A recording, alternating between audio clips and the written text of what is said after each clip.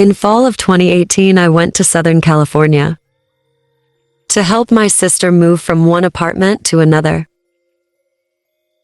After moving all of her things, I decided to stay a few days to sightsee and experience the nice weather.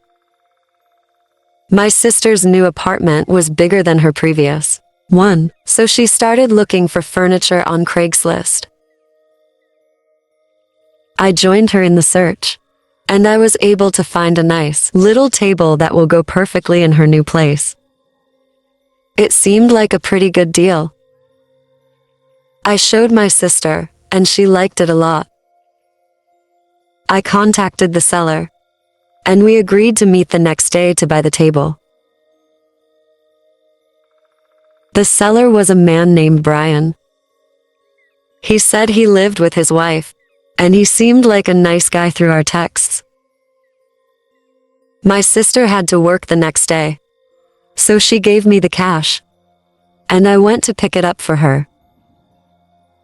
I drove to Brian's house and arrived at 6 p.m., which was our meeting time. He lived in a pretty nice little neighborhood.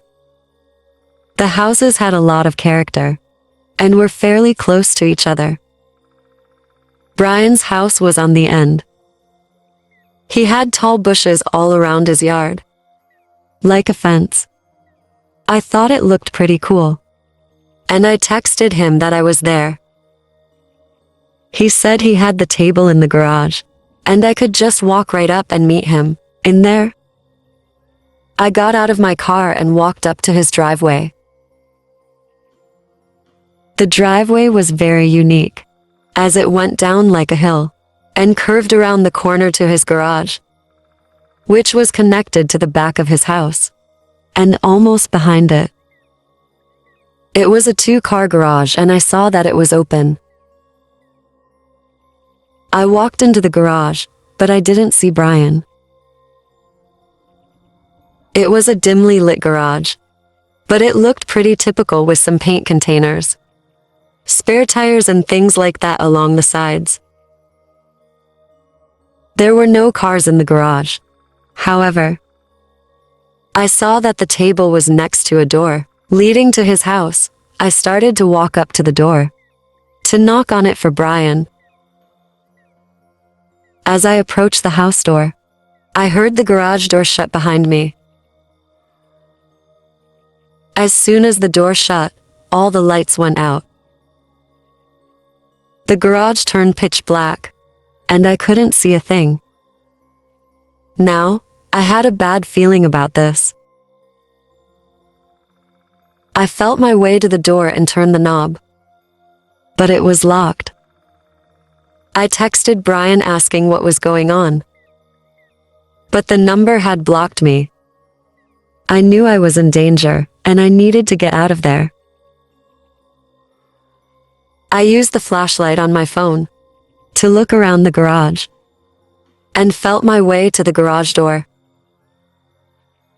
I then tried to see if I could find a handle on it anywhere, but I couldn't find one.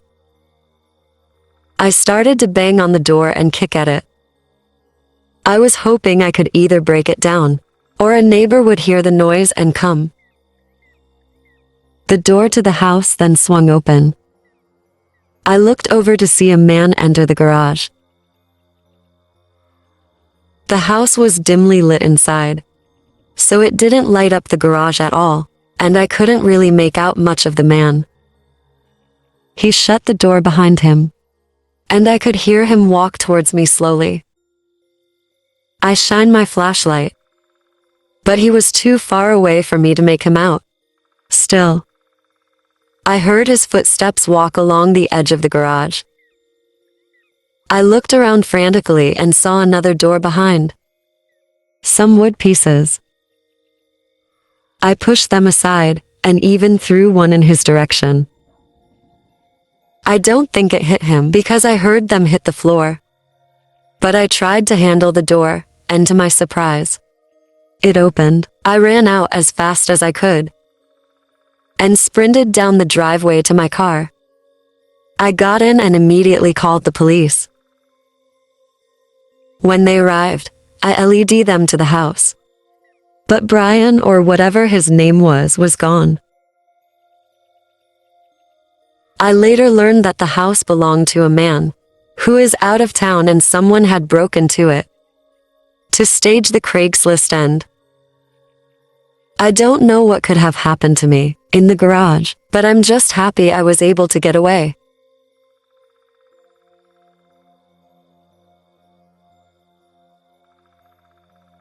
A couple years ago, I was living in a small place in New York.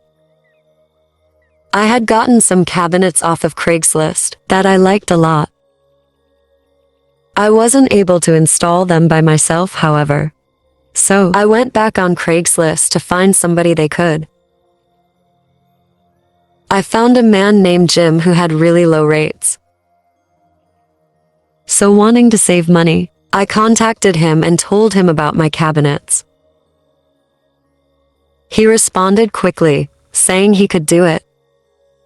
We arranged for him to come over and install the cabinets the next day. It was a Saturday when he came, and it was about 10 o'clock in the morning. Right off the bat, he gave me the creeps. We spoke briefly about the job, and he just seemed a little bit off. I felt a little concerned, letting this man into my house that I lived alone but I thought chances are we'll be fine. And after a couple more minutes of awkward silence, he got to work. It was a pretty easy job for someone with experience, and he seemed to have no problem with it. I went into another room to go on my computer, but he kept asking me to come back and watch. I thought that was kind of strange.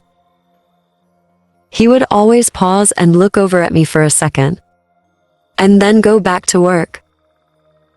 I told myself I was just being paranoid, and I tried to ignore my uneasy feelings. At one point, I went back into the other room on my computer, and I heard him stop working. And then I saw his head come from around the corner, just to look at me. I was getting really tired of it. Finally, when he was done, I paid him the money and told him to have a good day. He insisted on hugging me before walking out the door. I was so glad he was finally gone, and told some friends about the experience. I was able to laugh it off as just another creepy guy. The rest of the day was good, and after watching a movie on TV, I started to drift off to sleep. I was very relaxed, until I thought I heard the noise of my back door open, slowly. I knew I wasn't hearing things, but I muted the TV to listen closer. It was definitely my back door, and when it stopped, I scrambled out of bed and walked to my bedroom doorway and looked out. I saw the man from earlier walking around the corner. Our eyes locked for a split second, and I quickly slammed my door shut and locked it. I heard him walk right up to the door and try the knob. I screamed at him that I was calling the police, and ran to my nightstand to grab my phone. I dialed 911 and started telling them what was going on. They told me to stay on the line until the police arrived. The man started banging on the door trying to break it.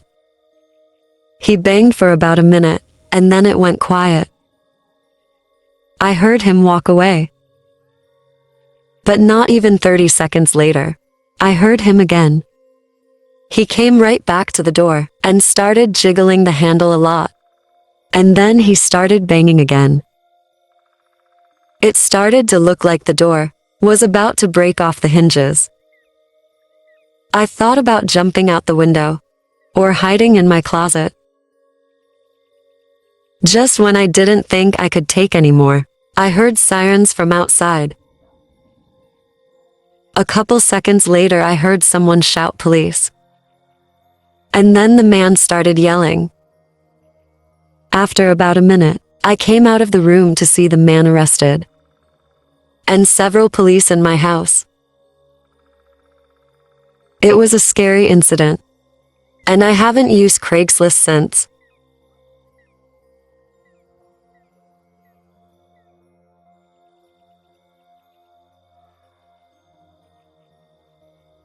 Recently, I decided to sell my laptop because I got one with more memory capacity. It was a pretty nice laptop, and I was selling it for $400. I figured it would sell pretty quickly because it was worth a little more than that. Sure enough, somebody contacted me about it. He said his name was Robert, and he was very interested in the laptop. He offered me the full price and asked if we could meet the next day. I said yes, and he wanted to meet at my house, but I suggested we meet at a coffee shop. He agreed to it, and the next day, I went to the coffee shop with my laptop. The meeting time was 5:30 p.m. He showed up on time and came over and introduced himself to me. He seemed like a pretty average guy. I showed him the laptop and let him look at it. He said he liked it, but then said he didn't get paid until tomorrow, so we would have to meet again then for him to buy it. I was pretty annoyed by this because I thought he was going to purchase it then and there. But I didn't feel like arguing with the man, so I said I would see him tomorrow and left the shop. I was a little frustrated, and after thinking about it, I figured you probably wouldn't even buy it the next day. I thought about putting the ad back up, but then I decided to give him another chance, and I drove home. It was about a 10-minute drive back to my house. And when I was almost home, I noticed the same car had been behind me the entire drive. I turned off onto my street, and the car continued to follow. As I pulled into my driveway, the car kept driving down the street, but I didn't recognize it as a neighbor's. I went inside about 30 minutes later.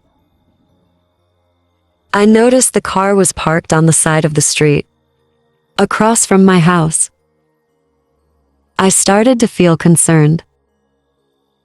I looked closer to see if I could see who was in the car, and when I did, I saw it was the man from Craigslist looking at me. He then drove off. I tried calling him, but the number had blocked me. I never heard from him or saw him again. I don't know why he followed me home, if he's planning to rob me or whatever, but I just hope I never see him again.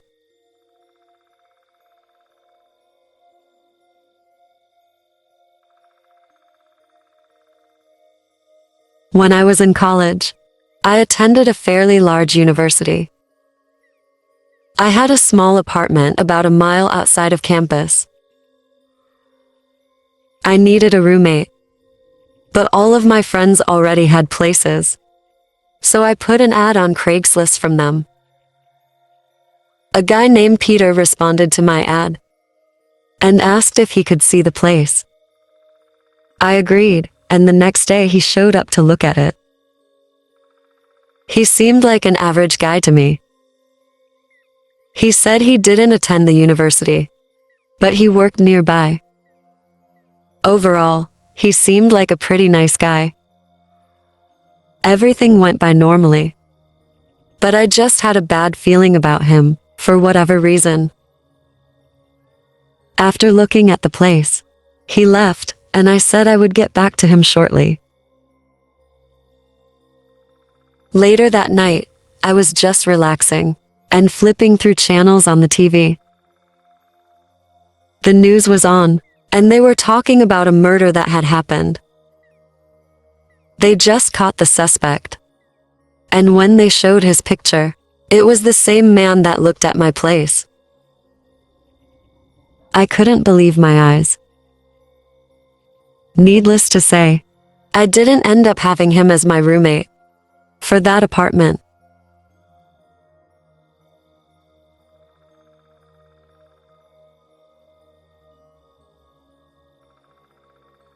Recently, my family decided to sell our washer and dryer machines.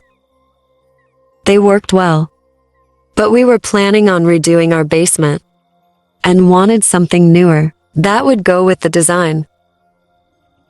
We decided to sell them on Craigslist before we would purchase new ones. A man named Kevin responded to the ad and asked if he could look at them. My parents told me that if I could sell them to the guy, they'd give me $50. When he got there, I went outside to greet Kevin. He drove an old beat-up van, and when he got out, I could see there were at least 2 other grown men in the car. I told him to come inside and let him into the basement. Once we got down there, I started to show him the machines, but he didn't seem too interested in them. Instead, he just looked around our basement. Even though we're planning to redo our basement, it was still pretty nice. It was just outdated. We had a TV and some video games, and a bar with some seating. I tried to get Kevin to pay attention to what I was saying by asking him questions, like if he had a washing machine, or what he thought of it. He would just say things like, "Yeah, and that's nice." Then I heard the basement door open, and heard several footsteps coming down the stairs. I saw 4 men enter the room and just stare at me. I looked at them confused.